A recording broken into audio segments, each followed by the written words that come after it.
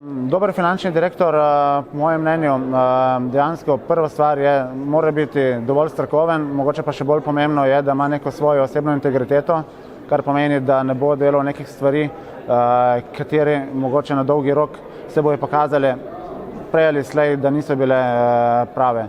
Pomeni, mora biti pošten in tudi delati za dobro podjetje, ne pa mogoče za neke svoje osebne cilje. Ja, definitivno ključna naloga finančnega direktorja ena je zagotavljanje cash flowa, zagotavljanje finančnih sredstev za poslovanje podjetja.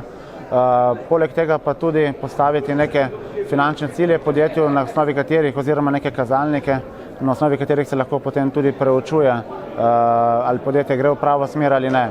Poleg tega mora finančni direktor definitivno tudi znati argumentirati svoje mnenje, oceniti neke projekte z finančnega vidika in tudi zagovarjati svoje mnenje, tudi ko je mogoče nekoliko drugačno od mnenja recimo direktorja ali pa lastnika.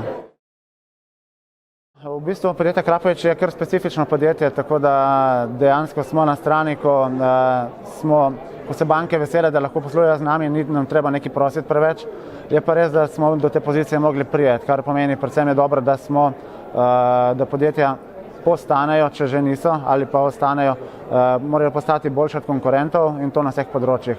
Na področju prodaje, na področju nekega trženja, da prodajo neke izdelke z dodano vrednostjo in pa tudi na področju financ, kar pomeni, da mora biti dejansko boljši od nekih svojih konkurentov, kajti tako bojo tudi banke, ko bo recimo situacija malo slabša, če bo boljši od konkurentov, bo vseeno dobil dobro financiranje.